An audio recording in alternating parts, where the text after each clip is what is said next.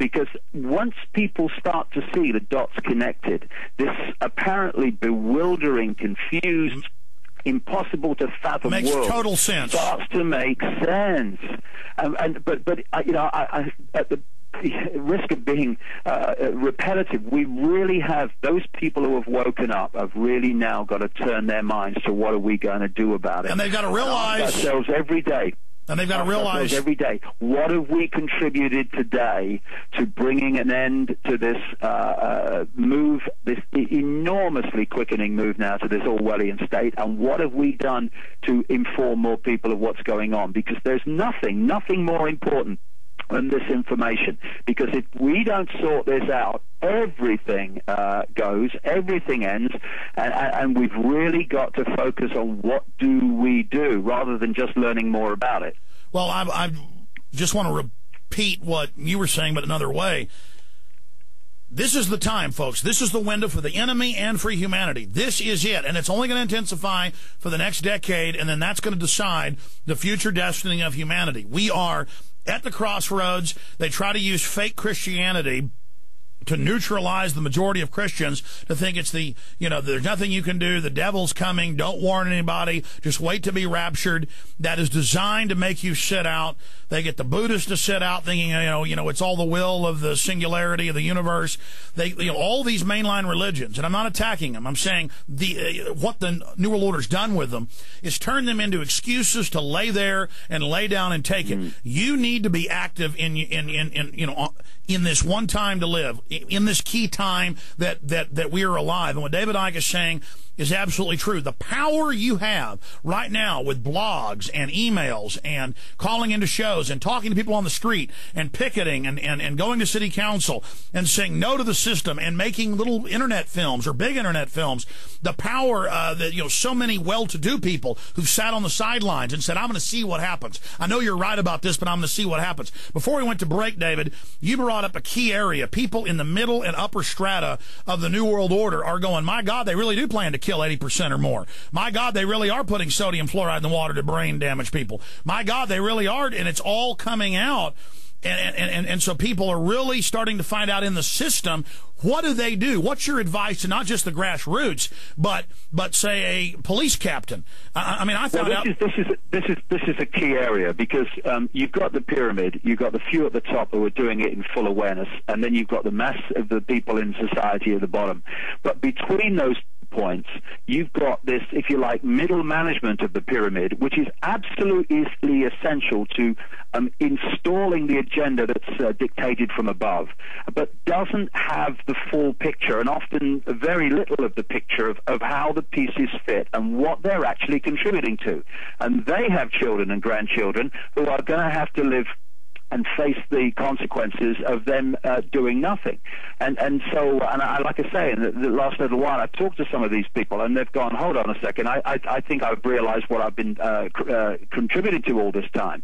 Now, this is the level, but if they start to rebel, if they start to refuse, if they start to question, if they start, my goodness me, to speak out publicly and say, I know this is happening because I'm on the inside, and I can tell you this, if they start to do that, then a massive spanner is thrown in the works, because you're talking about a few people in full knowledge who are manipulating, and they have to manipulate the population to manipulate and control each other and to imprison each other. And if those people, those key levels of management, if you like, start to refuse to do that, start to speak out, refuse to impose ludicrous laws that come straight out of Nazi Germany, then the system can't function. And if the people at in mainstream society who are not in those positions also start to get together on a mass campaign of civil disobedience and refusal to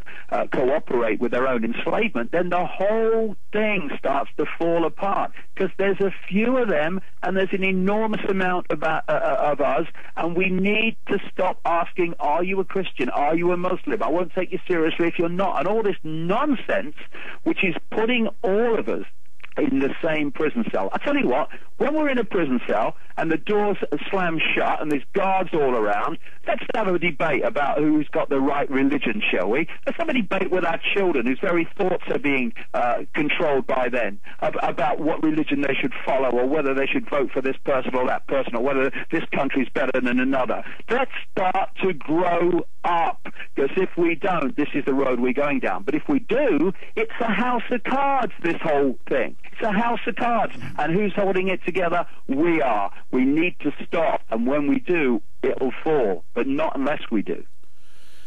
Well, it is your capacity and others' capacity to empathize that leads to greater knowledge. People that only care about themselves think that they're winning or having some big victory as they covet something in the dark corner. But empathizing, when you start caring about other people, and when you see their abuse as your abuse, and when you see an Iraqi child with their legs blown off, and you empathize, that could be my child, and you start standing up against that crime, it's that idea and that idea put into action that brings liberty and freedom. It's the idea, oh, they're subhuman, kill them, that will bring death and destruction to your own children. Because if you let evil... I tell you what, Alex, I tell you one thing that would change this world overnight because of all that would come from it. If everybody, or vast numbers of people, stop making decisions on situations they face every day on the basis of what's right for me, and start to ask the question when they're making decisions on their action, what is right? If we do what is right, then we stand up for the injustice against others, even if we're not affected by it. If we have a situation, this is how it works. I hear people say, well, I'm not bothered about his freedom of speech because I don't agree with him. I mean, if one person does not have the freedom to express their free chosen view, then none of us do, because everything else after one person loses that right is not the right to freedom of speech. It's the right to conform within the limits of what is acceptable to say. So one person loses their freedom of expression, we all lose it. And one person is targeted by these fascists, then we all need to stand with them. Whether we agree with them, whether we like them, whether they're a different religion, a different color, it doesn't matter. We need to come together and stop absolutely these fault lines of divide and rule, because that's the way it's done. And we stop doing it, the whole agenda comes under tremendous pressure because it can't function and it can't play out. Now, David, we've talked about the awakening, people taking action, a lot of solutions today, and we're going to have you back up the next month if you can do it to get more into that and some of your new books and videos that are out available at davidicke.com. But I wanted to spend some time on the enemy's agenda and their program. They're having a meeting in Europe, in Brussels today, with the Chinese government's proposal. This is in the Associated Press and on the UN's website, and with the NSA to decide on a global standard how to enforce Internet ID where you're tracked and traced, and so they can turn your Internet ID off if they don't like the post you're making. So a universal ban. Because now if they restrict YouTube or Google or something, people just move to other sites and those become popular. They want to be able to universally ban and control. They openly say they're bringing in Internet 2 and blocking most IPs and blocking most websites. There's hundreds of ways they're attacking. Comcast, Time Warner, blocking in many cities now on many systems, down to just a few thousand sites you can visit from billions. I mean, it's happening. It's not in the realm of gonna come, might happen. It's now here. They are moving. YouTube is implementing the bill that hasn't even passed the Senate yet to restrict anything basically criticizing the government. 9/11 Truth has been listed as to be banned on the web. I mean, you can't make this up. It's in the bill. They showed 9/11 Truth next to Al-Qaeda in Congress in videos they showed. Architects and engineers for 9/11 Truth. They're so scared of those scholars. How do we protest and demonstrate and boycott Time Warner Cable? Even if and people say, well, they're not blocking IPs yet or blocking web addresses in Austin or Dallas. It's only in areas of South Texas or areas of Canada. They're beta testing. You boycott them all now and let them know you're doing it because of this. You educate the public. You explain that. I mean, what are your ideas to save the internet? Well, exactly. The one thing we can do is when these people impose these things, we just move away from them, because what you're describing is what we have in Britain when the government says we're having a trial. And when the government says we're having a trial, you know, actually, this is what's coming next for everybody.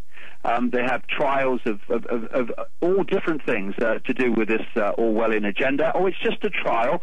We've had a trial recently in terms of tracking car speeds over a period of many, many miles instead of on one camera as you pass it. And let me stop you. It was obvious the trial was going to become universally introduced, and that's what they've now announced they're going to do. David, it's at the point of the trial we need to jump in and start resisting it, not when the whole thing's a fait accompli.